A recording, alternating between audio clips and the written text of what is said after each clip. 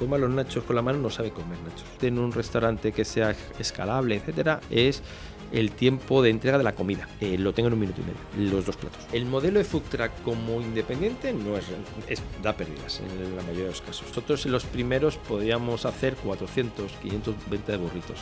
¿Al día? Sí, ese rato. Al final son picos, realmente. Otro récord que no habíamos hecho nunca, 25.000 euros en un día. El producto más vendido el burrito. Entonces, ¿cómo va a ser una población que no conoce la comida mexicana? Ahí sí que no tengo muy claro si el nombre es el que está bien puesto. Eso ha hecho que mejorara mucho la rentabilidad y la productividad. Todos nuestros locales están pintados a mano.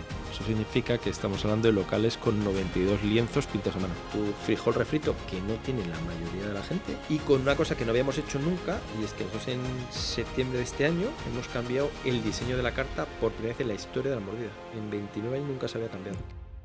Bienvenidos al podcast de Talento. Hoy estamos con Carlos Ruiz. Carlos es el CEO, director general de Mexicana de Franquicias.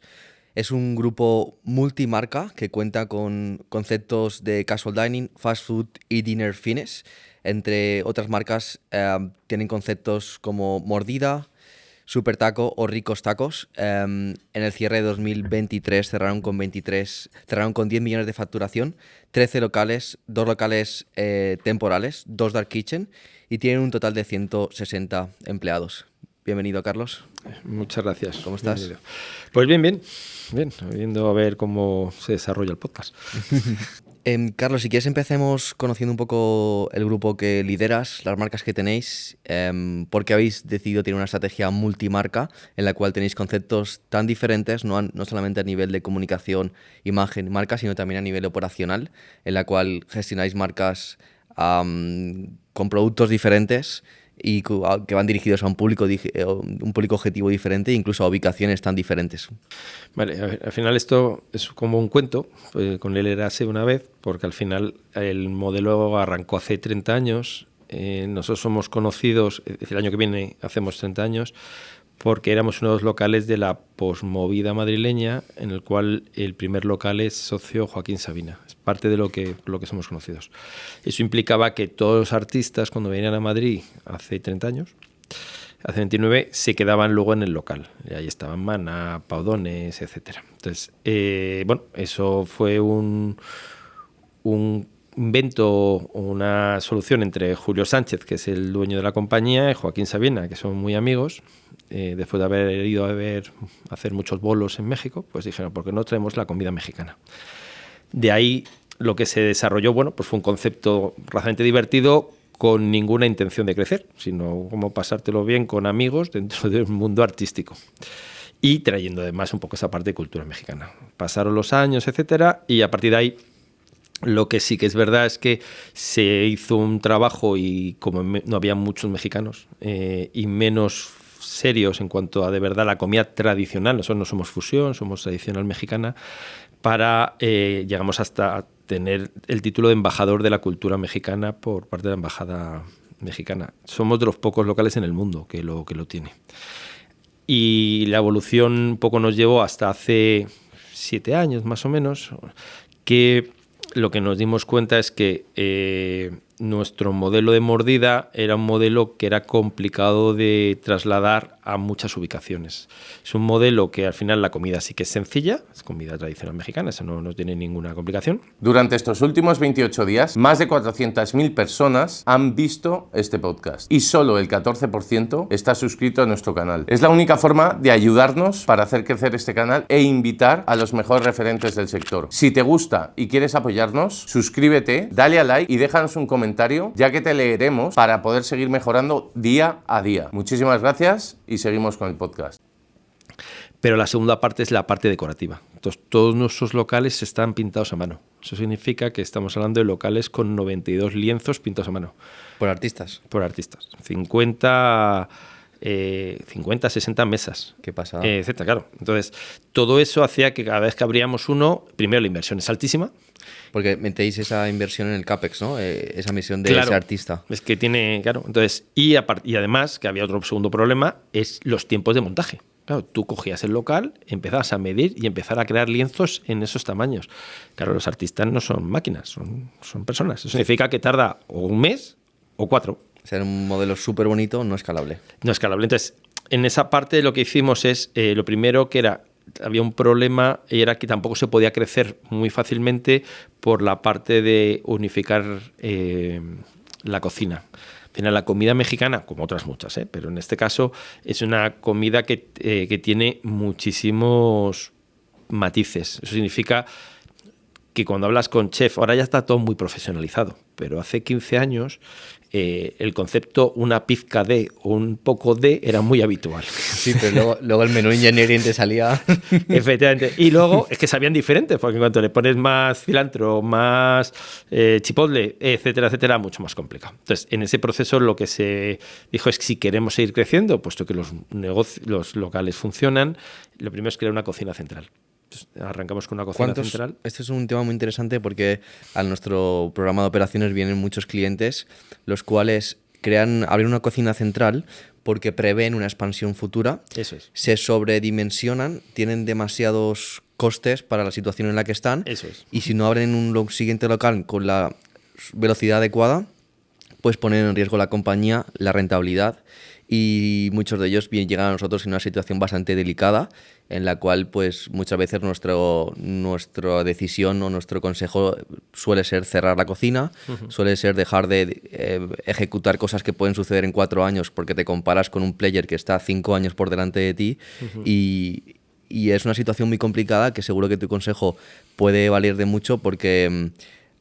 tú ya has pasado por esto y a mí me interesa saber en qué momento la abristeis, cuánto facturabais y qué número de locales teníais. Claro, aquí la apuesta sigue todos los elementos que tú has dicho. Es decir, se montó probablemente con antelación, pero tampoco había otra alternativa. Al final teníamos 4 locales cuando se montó. Bueno, yo no estaba todavía en la compañía. Es decir, yo estaba por una situación curiosa de unas conversaciones que tuvimos. Yo estaba en otra época en otro sector. Por tanto, estaba de director en Marco Aldani, las peluquerías. Es decir, para que entendáis que no tienen absolutamente nada que ver. Me suenan.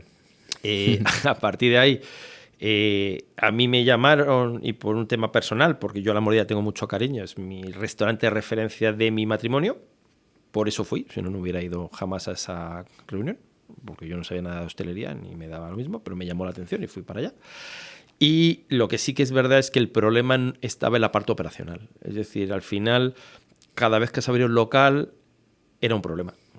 Hombre, con lo que me has contado de esos diseños con artistas... Pero no solo el premontaje, el montaje, sino luego la parte operacional. Porque no estaba el equipo, no había un equipo operacional suficientemente fuerte y profesionalizado para que mantuvieran esa parte de no tanto calidad de comida, porque es así, tú al final la comida la compras, no son los problemas, sino que en esa producción de recetas tuvieran esa similitud y estuvieran completamente alineadas. Además de que luego, evidentemente, los costes los vas a ver si hay una desproporción. Entonces, esa parte sí que es verdad que había que tomar una decisión cuando yo hablé con ellos en su momento para apostar en un nuevo concepto, que era la cocina central, que podía no dar beneficios, que es más, ahora empieza a darlos un poco, pero no es el objetivo de la compañía. O sea, ¿tu objetivo cuando llegaste era estandarizar el producto? Era profesionalizar la compañía realmente. Y lo hiciste a través del obrador, de la cocina central. Esa es una de las partes. Y luego en la segunda parte, que era la parte de gestión. Una cocina central te ahorra, no la parte económica, que pueden ahorrarte mucho o poco, sino que te ahorra toda una parte operacional en los restaurantes fundamental, además de homogeneizar y estandarizar los sabores. Yo creo que con 4 restaurantes, con la intención de crecer y terminar teniendo unos 15 que tenéis ahora más o menos, creo que sí que es un buen momento si tenéis ese plan de acción. Yo te decía este comentario inicial porque tenemos clientes con un local que sueñan con tener 40 locales y lo abren ya. Y para mí está ahí el error, que se comparan con ese player que tiene 40 locales y tiene cocina central, entonces lo abren ya.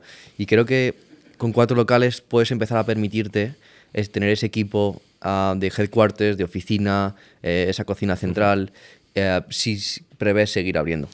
Y además, pero teniendo claro que no es un modelo para ganar dinero, inicialmente, que es un modelo de mejora operacional y que al final, evidentemente, hay una repercusión de ese sobrecoste de producto en quinta gama a lo que vas a hacer en los locales a cambio de un coste menor en personal, gestión.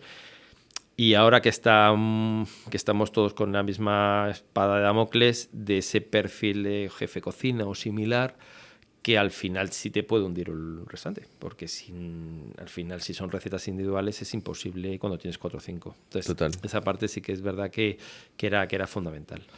Cuando eso se planteó como opción casi de solución necesaria para con la filosofía de la empresa, antes de que entráramos un poco los profesionales, por llamarlo de alguna forma, pudiera establecerse. A partir de ahí, cuando empezamos a trabajar cuál era la capacidad de expansión del único modelo que existía, que era la mordida, lo que sí nos dimos cuenta, o por lo menos una de las cosas que yo vislumbré, es al final la comida mexicana tiene muchas variables, como todas, pero tiene dos, que es el concepto que estaba empezando a llevarse mucho en Estados Unidos con Chipotle Mexican Grill, que era el tema burritos, cosa que no es comida mexicana. Y segundo, el modelo taquería, que es un modelo muy de fast food, muy dinámico, que de alguna forma tienes muchas oportunidades de incorporar. Al final la comida es la misma.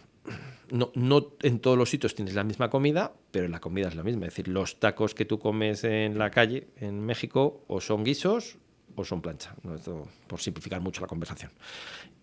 Los guisos son los mismos que manejas en los locales. La plancha es la que te empieza a complicar, sale de humos, etcétera, e incluso tiene que saber, porque un guiso nosotros ya viene en quinta gama hecho, pues al final Calentar. lo más similar a unas lentejas en España. Realmente no se parecen en nada, pero bueno, lo más parecido. Te viene en quinta gama, lo descongelas con los microondas profesionales o los hornos profesionales y luego lo manejas al baño María. A partir de ahí ya tienes la comida, parte de la comida hecha. Entonces, en ese proceso dijimos, vamos a ampliar las diferentes categorías porque existen varias opciones de comida mexicana, siendo la misma comida. Segundo, varios formatos de gestión de esa misma comida. Y tercero, y muy importante, las ubicaciones no nos permiten ir con el modelo flagship, si queremos llamarlo de alguna forma, o ese dinner finish que implica mariachis, que implica... por la mordida, ¿no? Por la mordida, sí, que era la que teníamos. ¿Qué factura una mordida de medio? Tenemos variedades porque la primera mordida, que es la de Belén, tiene 40 comensales. No llega a 33 comensales, por mucho que quiera facturar, es prácticamente imposible. Pero lo normal en una mordida, las que están abiertas las últimas y las que manejamos 100, 110 comensales, estamos cerca del 1.300.000, 1.400.000 aproximadamente. ¿Qué ticket medio? Es un ticket muy bajo, 21 euros. Sí. Sí, bueno, muy bajo. Para ser un servicio en mesa, para tener un proceso... Al final nuestra comida, siempre hemos intentado tener un precio muy ajustado a lo que es la comida tradicional. Y segundo, es que es una comida de compartir. Entonces, aunque nuestros platos... A ver, en México los tacos no vienen montados. Hay un montón de matices que probablemente sean muy puristas y en esas cosas sí que es verdad que tenemos que cuidarlo porque para eso somos embajadores de la cultura, pues eso nos toca. Y es que en México la gente se monta sus tacos, a menos que estés en la calle y te tienen que dar montado obligatoriamente porque no tienes dónde comerlos.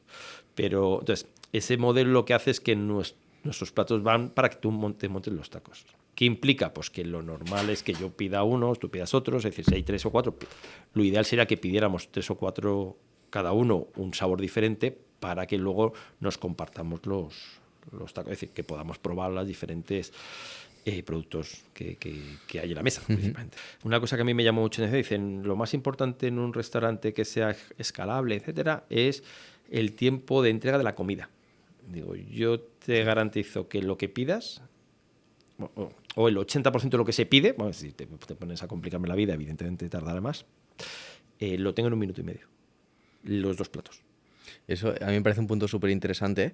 Nosotros ese ejercicio lo hacemos también con nuestros clientes, sobre todo en aquellos conceptos que queremos rotar mesa. Porque si tardas 20 minutos vas a rotar menos mesas que si tardas 1 minuto y medio, sin duda. Entonces es muy importante analizar ese dato, igual que la rentabilidad por asiento también. ¿Cómo de rentable es este modelo de food trucks en conciertos? Porque yo estoy investigando alguna vez y... El modelo de food truck como independiente no da pérdidas en la mayoría de los casos, porque ahí tienes una parte, legal de personal difícilmente tratable. Es decir, al final tú tienes que llegar el día antes del evento, esa gente tiene que dormir en algún sitio. Si tú te vas a los Monegros, ¿dónde duerme? No hay sitio donde dormir, es imposible. Entonces tiene que dormir en tiendas de campaña. Entonces, es un modelo que inicialmente era muy de autoempleo, que eso se ha desaparecido en cuanto han llegado todos los inspectores de sanidad personal, etcétera, porque es un modelo complicado si no vienes con un quinta gama que te presenta al final esa trazabilidad, que es lo que está buscando el de sanidad. Y a partir de ahí, la apuesta de mover food truck, que formalmente también son ilegales, porque si te mueves no puedes servir comida. Es decir, una cosa que no es complicado de trabajar, tienes que llevarlo con vehículos grandes que trasladen esos food truck. Aparte, luego tienes la parte de almacenaje. Entonces, es complicado. Cuando lo han cambiado y lo está gestionando ya muchas de las promotoras, primero ya dejas de ser food truck formalmente a ser barras, lo cual hay un cambio importante. Y segundo, todo eso ya empiezas a manejar maquinaria que es compatible y compartida con el resto de usuarios. Al final lo que hacen es grandes container congeladores, que vale para todos, que eso si no te caben. Si cada uno tiene que tener el suyo, pues al final si tienes 7 marcas son 7 contenedores. No hay físicamente tamaño. Mientras que en 3 realmente puedes compartir todo. Y al final con ese formato lo han simplificado. Y luego la parte de contratación lo tienen resuelto, y con las marcas que somos quinta gama, es decir, más o menos restauración organizada, pues sería un poco la parte realmente que es parte de la organización, ya tienen resuelto todo el proceso de trazabilidad. Y con eso, nosotros que este año hemos hecho 50 festivales más o menos, es decir, hemos estado desde Isabel Pantoja hasta Steve Aoki, es decir, hemos hecho un mix curiosísimo. ¿Qué facturación puede hacer por un día un Pues food truck? eso hay una segunda parte que complica. Y me explico. Nosotros en los primeros podíamos hacer 400, 520 de burritos. A 12 euros, pues 6.000, 5.000. ¿Al día? Sí, ese rato.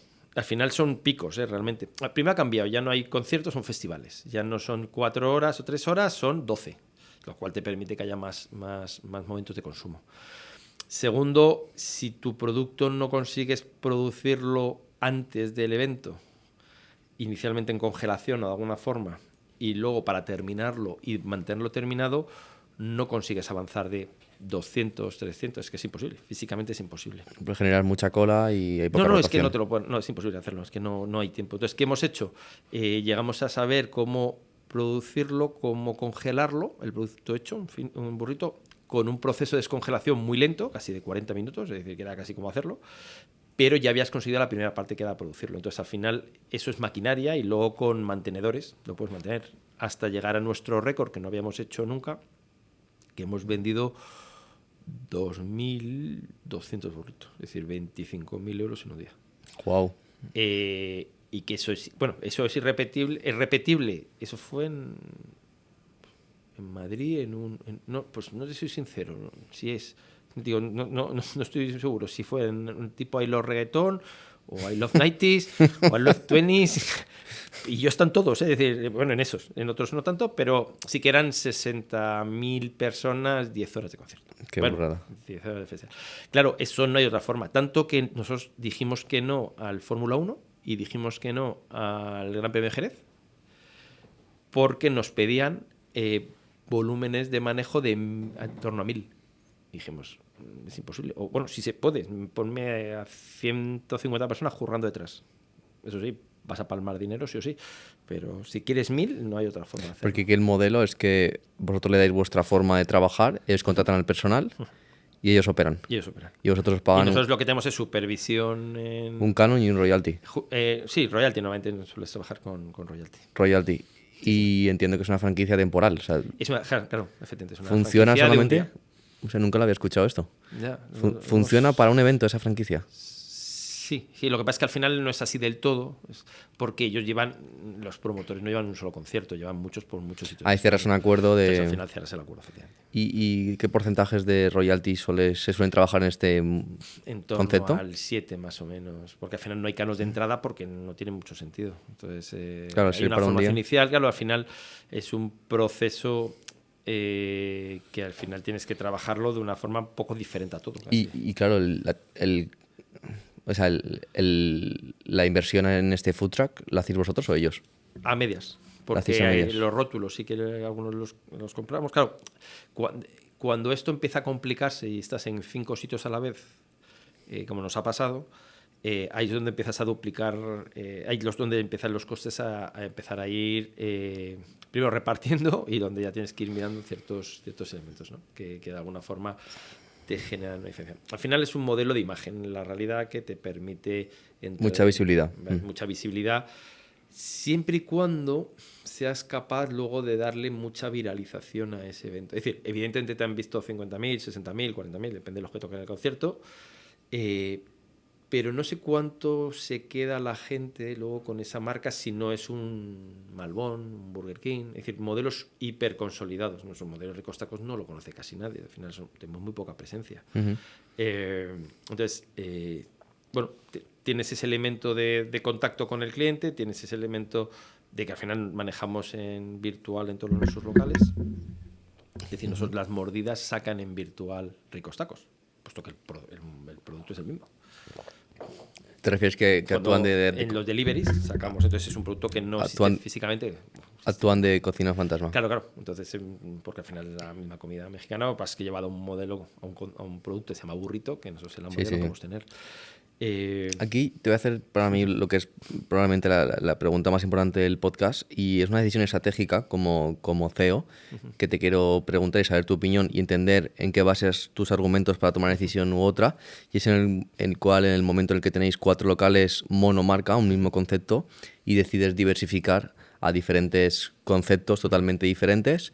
Entiendo que para aprovechar operativa, no canibalizar tus propios locales en diferentes zonas. Y mi pregunta es, ¿por qué apostar por otras marcas en vez de potenciar la que ya tienes, que ya conoces y ya te funciona? ¿Crees que es positivo diversificar porque tienes menos riesgo en una sola marca? ¿O por lo contrario crees que se pierde el foco al tener 3 marcas versus tener una marca? Si puedes hacer un pequeño DAFO. Vamos a ver, el tema es que nosotros tenemos un problema en el mercado muy importante, y era el producto más vendido en España mexicano se llama burrito, y el burrito no existe en México. Entonces, partiendo de esa premisa, nos generaba un problema importante. Segundo problema, replicar un concepto como la mordida es muy costoso y al final te obliga a tener conceptos de tipo flagship. Es decir, en nuestro plan de negocio, nosotros en un sitio como Valencia, aunque está de moda ahora por otras cosas, pero no nos cae más de un local. Entendemos que no debe haber más de uno. En Coruña, más de uno tampoco. ¿Y en qué basas, cómo hacer ese análisis? Porque al final, cuando tienes nosotros entendemos que las zonas donde podamos tener una competencia no solo por calidad de producto, sino por imagen, es donde debe entrar una mordida. Es decir, haya suficiente oferta ya de mexicano en el cual podemos entrar. Vale, entonces, primera incógnita es el número de operadores o empresarios que operan marcas de mexicanas. ¿Qué otros tipo de barrio? Bueno, y volumen, lógicamente, de público. Al final, se entiende que nuestro local, La Mordida, es un local al cual la gente se traslada a disfrutarlo.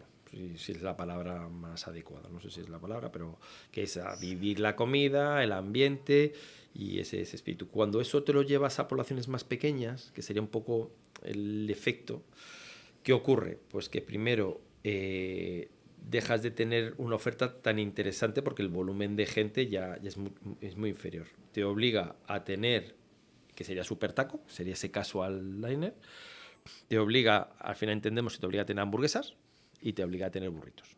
Burritos porque es lógico ese modelo de Tex-Mex más Mex que Tex, seríamos un Mex-Tex al revés.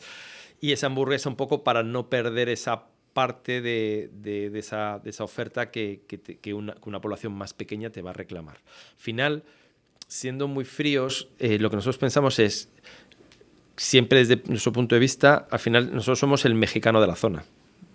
Pongámosle el nombre que queramos, ¿no? Lo que vimos vimos el mercado y entendimos un poco con qué formatos llegábamos en cada uno de ellos. inclusive hasta los propios mariachis. Es decir, mariachis puedes conseguir en capitales importantes, pero si te vas a poblaciones de 100.000, 150, no es tan fácil conseguir un mariachi. Pero me sorprende que en Valencia solo quepa un restaurante mordido. No, una mordida. No digo diferentes super tacos y ricos tacos. Es decir, al final... No digo de mordida, me sorprende. Claro. Con un ticket medio de 25 euros, me sorprende y yo creo que cabrían muchos más. Pero al final lo que entendemos es que para nosotros la mordida es nuestro flagship, es el concepto premium mexicano. No hay una competencia suficientemente seria, sí que queda mal decirlo, pero para que me esfuerce en gastarme 300.000 euros en una inversión de mordida, cuando con un super taco que me gasto 150 puedo hacer la misma competencia e incluso ganarlo. Porque mi calidad de comida y mi tiempo de productividad es superior al 85% de lo que hay en el mercado. Yo te diría el 100%. ¿Y hasta qué punto es más inteligente, bajo tu criterio y experiencia, tomar decisiones basadas en esas corazonadas, esa emoción, esa historia de la compañía, versus basarlas en datos? No, está basado en datos, porque lo que te comentaba, es decir, al final nosotros hemos analizado y el producto más vendido es el burrito. Entonces, ¿cómo va a ser una población que no conoce la comida mexicana? Porque nadie conoce la comida. Es decir, si tú haces una encuesta de cómo comen los nachos, el 80% te dirá que con cheddar. En México no ha existido el cheddar en la vida. Eso significa que tiene que ser queso fundido. Los nachos se comen con cuchillo y tenedor.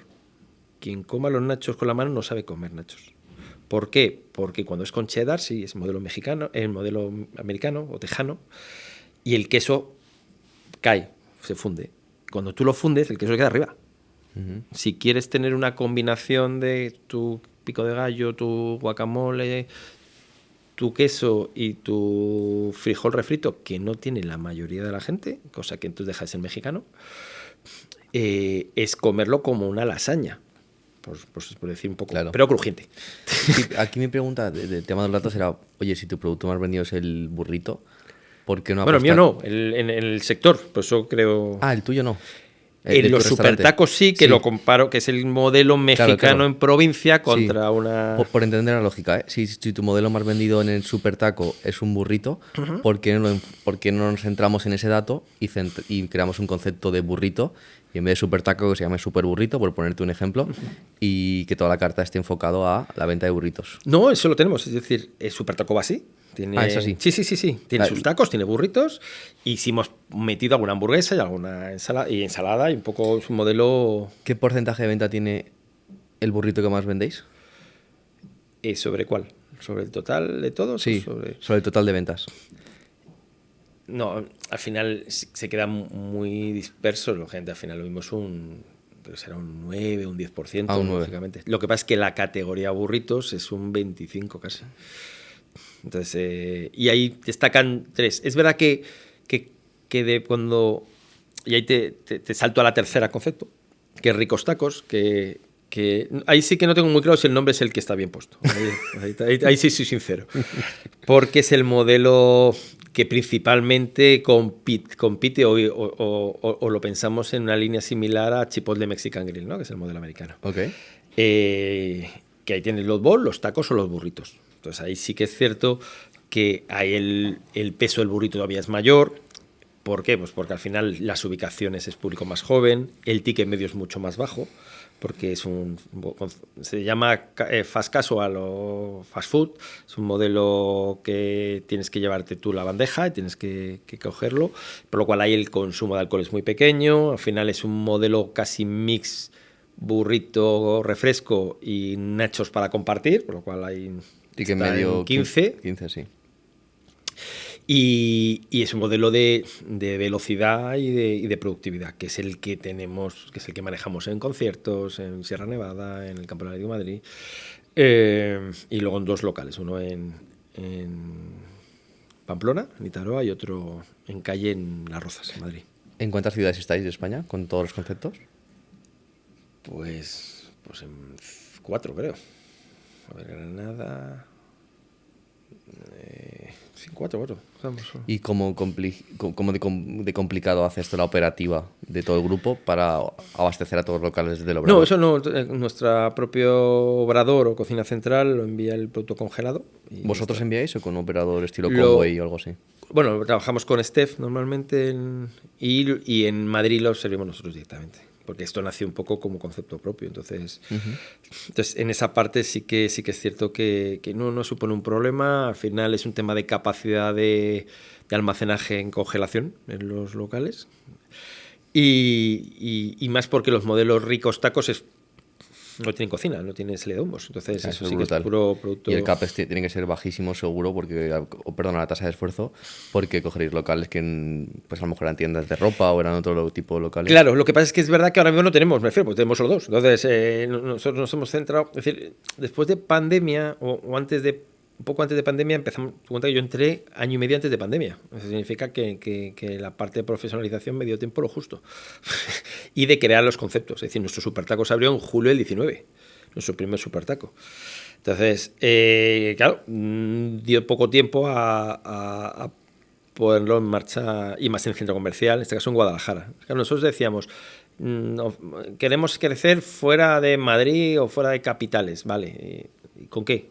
No podemos crecer con nada, porque al final ese proceso yo entendía o entendíamos, un poco, tampoco lo entendía yo solo, es decir, lo compartía, y que entendíamos que necesitamos tener un poco más de flexibilidad en los productos. ¿Qué teclas tocas para agilizar la productividad de un restaurante? Uno es, pero a ver, como nosotros ya venimos con mucho histórico para bien y para mal, porque eso significa que hay ciertas inercias que se mantienen. Al final manejas los turnos, que eso es uno de los elementos que te ayuda mucho a multiplicar las facturaciones. Luego la parte de los productos que vayamos sacando nuevos siguen teniendo que tener un formato de producción muy rápida. Lo mismo en 1 minuto y medio todos, pero sí que es verdad que podemos trabajar con un modelo un poco más rápido. Y el mix de ventas, es decir, yo desde el principio, y eso ha hecho que mejoráramos mucho la rentabilidad y la productividad. Otra cosa es que luego consigamos que estén los locales están llenos siempre los fines de semana. Nosotros de diario sí sufrimos más. ¿Tenéis menú del día? Tenemos menú del día, pero es mexicano. Entonces, obviamente, sí. Sí, pero parece una tontería, pero cualquiera que le hables de comida mexicana, en su cabeza entra cerveza o margarita. Y eso no es muy compatible con los menús del día. Ya. En nuestro caso pueden beber agua, es libre, ¿eh? No, dejamos llevar lo que quieran. Pero es verdad que no es muy compatible. Entonces sí que es verdad que es un modelo que de diario se complica un poco más. Entonces sí que lo que sí que hemos... nuestro proceso está permanentemente queda muy mal decirlo, pero en ir educando al cliente en cómo debe de comer la comida. Sí. Al final, evangelización. Lo que hace la mayoría de la gente en los conceptos mexicanos, por lo menos mexicanos, que es el que si controlamos muy bien, es que al final estás comiendo queso con todo. Y eso es algo que a mí gastronómicamente me saca de quicio. No puedo con ello. Al final te llena mucho, prueba las cosas con queso, y que está bien que tengan los nachos con queso. Pero si tomas nachos con queso, lo suyo es que no tome luego quesadillas y después de eso quesos fundidos. Entonces, o fajitas con queso. Entonces, que está muy bien, pero sí que es verdad que le pierde mucho sabor a la comida. Entonces, uno de los elementos que en eso sí que nos está costando más, porque antes las estructuras eran más fijas y ahora es verdad que hay mucha rotación en el sector, es un poco ir explicando al cliente, pues eso, que los nachos se comen con cuchillo y tenedor, cuando llevan dipeando toda la vida. Que tienen que comer diferente, que deben de probar, que deben de compartir, les guste más o menos, pero que deben de compartir segundos para que pruebe cada uno el sabor de otras cosas, ¿no? Y que a partir de ahí, lógicamente, pues luego, aunque les guste mucho una comida, no dejamos de tener, creo que son 11 sabores diferentes. Es decir, que además eso luego se combinan con salsas, por lo cual... Ya, son infinitos. Pero... hablemos del Product Mix, que te has quedado a mí desde ese punto. ¿Qué has hecho para que el Product Mix aumente la rentabilidad de tu compañía? Un poco en la línea que te contaba de los quesos, etcétera. Es decir, nosotros nos encontramos, tenemos un modelo que el 65% de nuestras ventas eran primeros platos. Si haces un cálculo mental muy fácil, Hostia. y tú vas a un restaurante, dices, el primero lo comparto y el segundo no. Más o menos lo que ocurre en casi todos los restaurantes que tomes. Si se llame pizza o se llame un entrecot. Entonces, eso veríamos con una tradición muy mala y una inercia muy mala desde hace mucho. Claro. Esto al final. Entonces, había que educar a los clientes a cambiar ese formato. Entonces, ¿qué hicimos? Pues hemos conseguido ya pasar al revés, a un 40-60 más o menos. Eso nos ¿Cómo has hecho con la venta sugerida, no? con la venta sugerida y con una cosa que no habíamos hecho nunca, y es que nosotros en septiembre de este año hemos cambiado el diseño de la carta por primera vez en la historia de la mordida. En 29 años nunca se había cambiado. ¿Qué habéis modificado? El diseño. Parece una gilipollez. Hemos cambiado el diseño, hemos colocado los platos de una forma más entendible, le hemos quitado mucho color, somos el mundo colorín, hemos hecho una carta más, no voy a decir más seria porque no lo es, pero para nosotros mentalmente ha sido un cambio radical. Y eso ha cambiado hasta el product mix de la venta. Es decir, ha mejorado mucho más la venta de segundos, la gente ha entendido que es un segundo, que es un primero. En ningún restaurante te enseñan ni mexicano, ni japonés, es decir, intentas llevar lo que sabes de tu cultura, la que toque, a la cultura que vayas a entrar en el restaurante, ¿no? Entonces, pues hombre, pues una ensalada puedes compartir o no, una sopa en principio no se comparte. Nuestras sopas se pueden compartir, por ejemplo. Los nachos, al final, tú vas a un mexicano, piensas en nachos. Ya no hay... Entonces hay que intentar que la gente pruebe otras cosas. Yo, y cuando voy a enseñar el restaurante o la parte gastronómica, yo al final, y me dejan pedir a mí, intento salirme de los nachos. Pero la duda siempre es la misma. No, joder, pero que los nachos, ya, pues que los nachos gastronómicamente te aportan muy poco. Los nachos de cualquiera, y los nuestros son probablemente de los que más, porque al final, pues eso, tienes ese frijol refrito que no tienes en el 85% de los nachos, y que eso es fundamental, porque es la única forma de meter el frijol, tiene que ser líquido, porque si lo metes en esas judías que al final, pues no, ya le quita el sabor, que el pico de gallo al final sepa, si lo metes con cheddar, etcétera, que al final tenga esa combinación de sabores. Y al final te llena mucho, porque los nachos llenan mucho, lógicamente, ¿no? De cara al cliente mola porque te ahorras luego mucha más comida, ¿vale? Pues te has llenado con un producto razonablemente barato y luego el queso, pues que al final sea un queso que sea un queso pues mexicano, en el sentido que es por hacer la similitud a lo que estamos aquí acostumbrados. Es una mezcla entre mozzarella y queso tetilla de Galicia. Entonces, bueno, es un queso que le da consistencia, le da algo de sabor, pero no le mata el sabor, ¿no? Para que el pico de gallo sepa. El totopo sabe a lo que sabe, que es maíz frito. Es decir, e intentar que no tenga mucha sal, que también es un elemento importante para que puedas saborear las tres cosas. Es que si no se complica. Entonces, a partir de ahí, para que te hagas una idea, nosotros hemos cambiado la comanda y a ti te piden primeros segundos en los locales, que eso fue un cambio que sí que obligué a hacerlo hace X años. Este cambio de la carta, ¿cuánto hizo que aumentara la rentabilidad a nivel porcentual de tus locales? Pues en 3-4 puntos. 3-4% con el Claro. cambio de carta. ¿Por qué? Porque primero el los ticket? segundos valen más caros, porque tienen proteína, ya está, es un alimento bastante sencillo. Segundo, al cambiar la oferta gastronómica dejas de llenar el estómago con cosas menos digeribles, por lo menos en Europa, como es queso más queso más queso más Sí. queso. Eso te permite que tengas espacio para poderte tomar un postre también. Claro. Entonces, al final, en esa oferta, pruebas sabores. Segundo, tienes opción a postre, de forma que de alguna manera tienes aunque sea compartido igual, no pasa nada, pero al final tienes una variedad de gusto que de alguna forma te permite tener una experiencia gastronómica mexicana, en este caso, mucho más posible. Y luego donde tienes el cambio que cambia mucho es si bebes alcohol o no. No, total. Claro. Y la rentabilidad también influye Y ahí bastante. cambia, por eso. ¿Y el ticket medio? ¿En cuánto lo teníais y a cuánto subió? Pues lo teníamos en 18.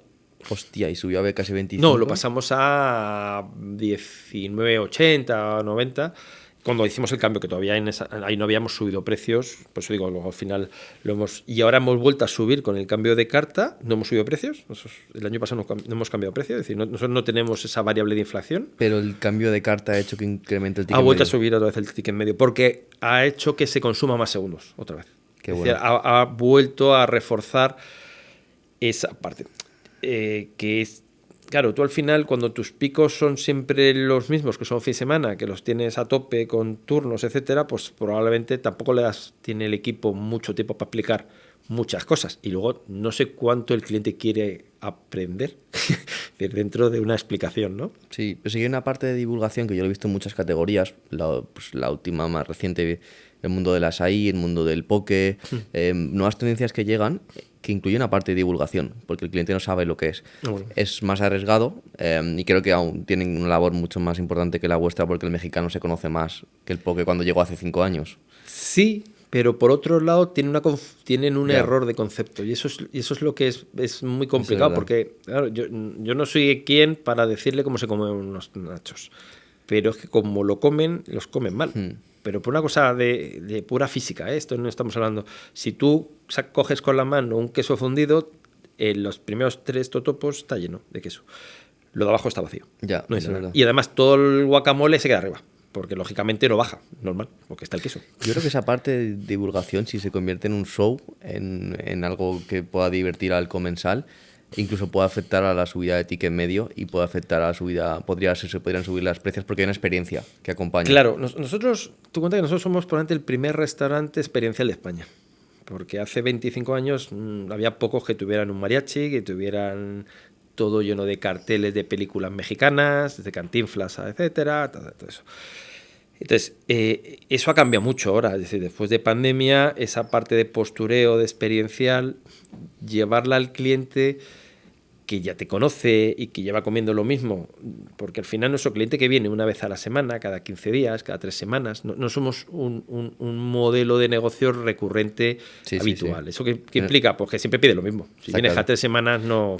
Pero los restaurantes temáticos es lo que tienen, uno de sushi le pasa igual, uno coreano, etcétera. Claro, pero siempre pide lo mismo. Pero cuando no tienes clientes, ¿no? Es decir, si eso lo hubiéramos hecho hace 25 años, pues ahora estarían más abiertos a probar más cosas. Pero claro, cuando llevas... Bien, nosotros tuvimos con la nueva carta hicimos una cosa que no habíamos hecho nunca. Lógicamente, no habíamos cambiado nunca la carta, y es traernos a nuestros mejores clientes. Nosotros tenemos sistema de fidelización, etcétera. Entonces, nos trajimos al mejor cliente de cada uno de los restaurantes. ¿Con Chirfy o con quién lo tenéis? No, lo tenemos ahora con... No me acuerdo el nombre. Bueno, da igual. Pues lo tenemos antes de Star Chirfy, etcétera. Y los trajimos. Y son gente que viene una vez a la semana. Y no vienen de menú del día. Y les conocimos. Es decir, les conocí yo y estuvimos en la comida. Y yo les hice una pregunta. Y claro, les presentamos productos nuevos que no habían visto nunca, es evidente. Todavía no había sido la carta. Pero yo les pregunté y todos pedían siempre lo mismo. Y dije, venís una vez a la semana y siempre coméis lo mismo. Digo, hombre, yo entendía que si venís una vez a la semana sí que cambiabais alguna cosa, pero no cambiaban casi nunca, o prácticamente nunca. Imagínate los que vienen cada 3 semanas, pues es otro mundo. Entonces, esa parte, con este cambio de carta es verdad que al cambiar la carta físicamente, pues ya la gente, como mínimo por curiosidad, la mira. Antes, cuando tú vas y ves la misma carta con más hojas, con menos, bueno, hemos ido cambiando en función un poco de algunos cambios que hemos tenido que ir haciendo con los QRs, con todos estos rollos. Sí que es cierto que ahora varía un poco el mix. La apuesta de segundos, habrá una parte también cultural de que la gente va probando más tacos, pero es verdad que va mejorando, y eso hace que primero aumente ticket medio, porque lógicamente pides más segundos, pides más proteína, por lo cual es más barato que pedir quesadillas.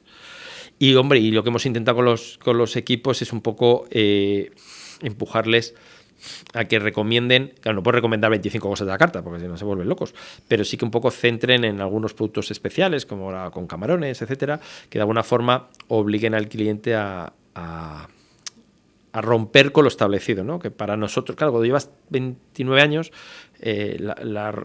yo cuando hablo con agencias, cuando hablo con tal, o ves otros conceptos, dicen que es muy fácil muy difícil, pero yo apuesto por una cosa nueva, oye, funciona. Digo, ya, pero es que yo... Sí. No, hace poco entrevisté a Viena Capellanes, Pues imagínate. empresa con 150 años, y la semana que viene entrevisto al restaurante más antiguo del mundo, Botín, restaurante Botín. Qué bueno. Y bueno, ya empiezo a ver cosas en común entre... No quiero meterte en ese saco porque son centenarios, Sí, pero cosas en común entre vosotros, y es como luchar con lo que ha funcionado hace tiempo, esa discusión o conversación con los fundadores, que funcionaba muy bien antes, pero ahora no, hay nuevas tendencias, nuevas generaciones.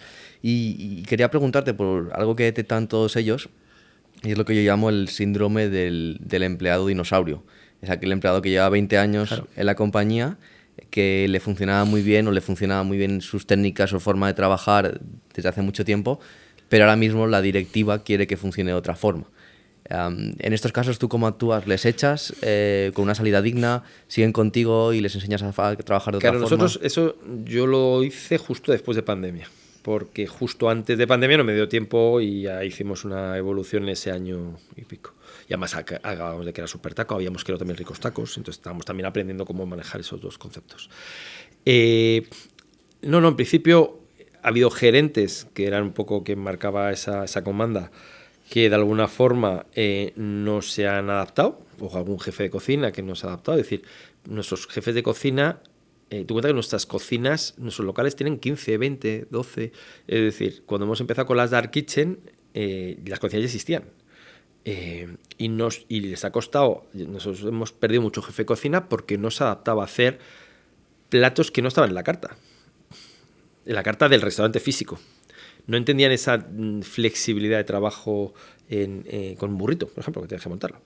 En los gerentes era más fácil porque si son capaces de gestionar bien el equipo, a mí no me importa que la comanda la coja un segundo.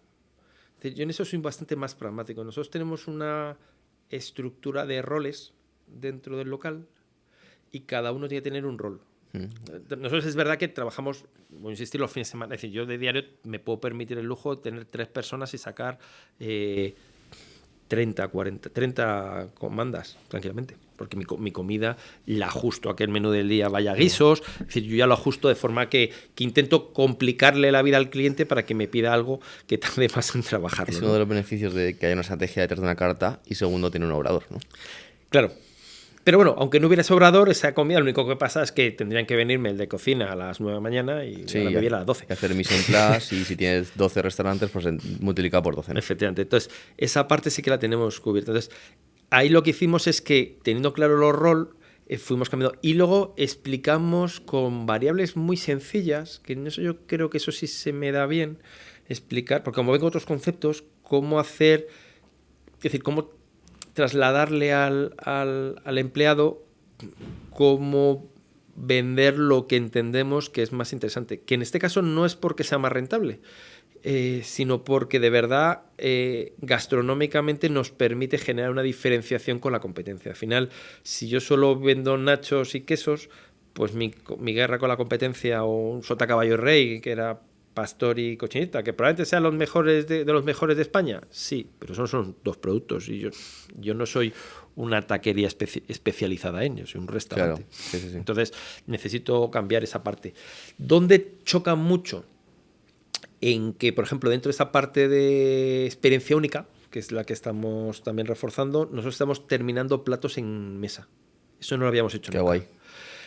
Eso sí que les cuesta muchísimo. Bueno, pero porque ahí tienes una parte de formación al empleado que conlleva un tiempo, ¿no? Claro, no, y les cuesta muchísimo a la vieja escuela, a la vieja... Vale. Porque eso no les gusta, no lo entienden. Entonces, bueno, pues si al final la labor que tienen que hacer es de coordinar bien los equipos, de trabajar bien, lo que haces es que preparas gente. No sé si la palabra concreta es embajador de... Nosotros tenemos una especie de embajadores de coctelería, es decir, que son empleados de locales, no son encargados. Sí, son como expertos. Son expertos que además ayudan a formar y les hablan en el mismo idioma. Porque otros problemas, lógicamente, cuando tú empiezas a profesionalizar mucho con gente vieja escuela, es que si tú les hablas de KPI, de tal, primero no saben lo que es. Segundo, les suena chino. Y la frase de ¿tú qué vas a saber cuando yo llevo aquí toda la vida? Pues, ¿Y hasta qué punto es bueno tener gente así en tu equipo? Cuando chocan frontalmente con la cultura de la compañía, que es dar el mejor servicio al cliente. Nuestra cultura es muy simple, no... Ya, pero un gerente tiene que saber qué es el Evita y tiene que saber cómo mantener Evita, que tú como Claro, directivo... por eso. Pero nosotros al final, para las unidades, nuestros locales, todos tienen un objetivo de venta diario, con número de clientes diario Claro. y el mix más. Entonces, en esa parte, si saben gestionar bien el equipo, al final no me preocupa tanto, porque al final yo tengo locales en los cuales tengo rol, me va a quedar falta decirlo, pero como de animación. Pero yo tengo perfiles que se dedican a mover un poco el ambiente en ciertos momentos, que son los que te van a traer el gorro mexicano, los que te van a pinchar, los que sacamos un producto que se llama El Beso con bengalas, es decir, que tienen ojo suficiente para dar un golpe de efecto en los locales, ¿no? Que antes, digamos, que lo hacía solo el mariachi y ya la gente se movía sola, ¿no? Ya te hacían las congas. Eso ha cambiado mucho de la forma. O hacíamos el coscorrón, que era algo muy típico que... ¿Sabes lo que es? No. Una cosa que se llevaba mucho en Madrid en su momento, que es un modelo mexicano, es te ponen un casco de obrero y te dan un choque con tequila y Sprite. Eso se evapora y te lo tomas. Te mueven la cabeza. Eso era muy habitual. Eso es muy grande, ¿no? No, es un chupito, es un shot, vale. pero te dan el golpe en tu cabeza con el casco de obrero. Vale. Pues esa situación, desde el concepto de riesgos laborales, ha desaparecido. No se puede tocar. El cliente te deja, evidentemente, pero no se puede tocar, porque al final le mueves un poco el cuello y tal. La gente ahora, como hay que hacerlo todo con un cuidado absurdo, pues de alguna manera esos elementos que antes existían automáticamente y que entonces al final llegabas al grupo de amigos, pues yo quiero otro. Entonces al final pues buscabas esa dinamización, o solamente el mariachi ya te montaba la conga, porque no había locales con música en directo. Había muy pocos locales hace 15 años, hace 12, que no fueran discotecas, que fueran otra cosa. Entonces, ese proceso, pues ahora lo vamos cambiando con ese desarrollo. Entonces, sí obligamos a que tengan más implicación en los equipos de operaciones. ¿Qué ocurre? Que al final todos no valen para todo, porque a cada uno le sale una cosa. Tú les puedes formar mucho y educar mucho, pero al final hay gente que les sale razonablemente natural. Entonces, dentro de una mediana improvisación, porque al final tienes que ir analizando, sí que es cierto que vas manejando qué perfiles son capaces de hacer eso. Nosotros una de las críticas que teníamos, hemos tenido en TripAdvisor, por ejemplo, en el local de Belén, el primero, es un local muy pequeñito, era una de las más divertidas. Al cliente no le hizo gracia, pero a nosotros sí. Es que como el local se llena, al final no puedes llegar a las últimas mesas. Entonces lo que hace es que le das el plato al cliente y el cliente se lo tiene que pasar al último. Bueno, pues tuvimos una crítica diciendo que él había venido a un restaurante y que él no estaba para servir mesas. Bueno, pues este es el espíritu mordida, que si no, no vengas. Vete a otra cosa.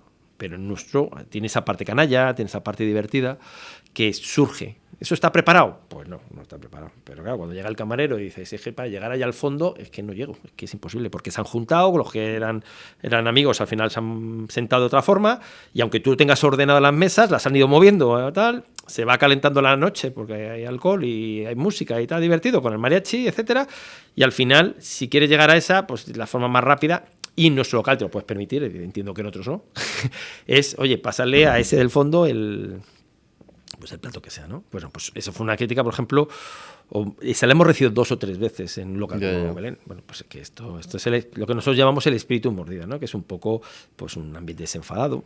Al final tienes un ambiente, pues, conceptualmente mexicano. Al final, pues, oye, desenfadado.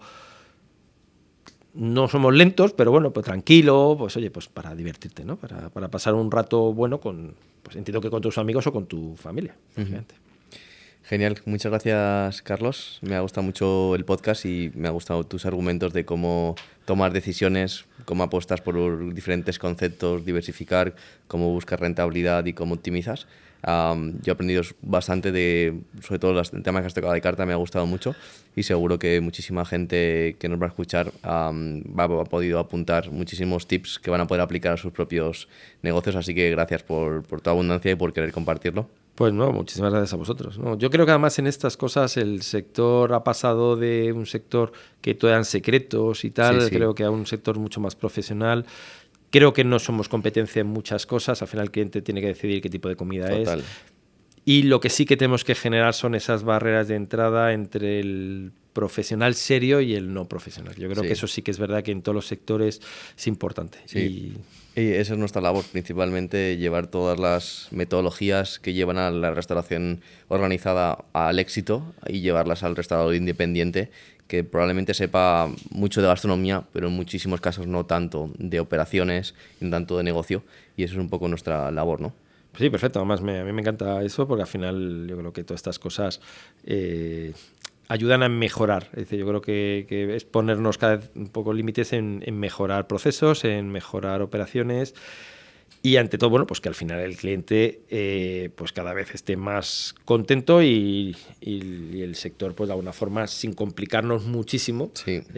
por lo menos, cada uno con su complicación que tenga, lógicamente, pero al final, hombre, buscar un poco los procesos más fácil y ante todo, pues más viables y más honestos, que yo creo que eso es la parte que sí que ahora los interlocutores, que creo que muchos de ellos, de los que estamos en el sector, que no venimos del sector, probablemente la mayoría, creo que estamos aplicando en muchos formatos. Eso es muy potente. Yo creo que el no venir del sector aporta muchísimo. Bueno, pues muchas gracias, Carlos. Pues nada, gracias a vosotros por invitar y contar con nosotros en estas cosas.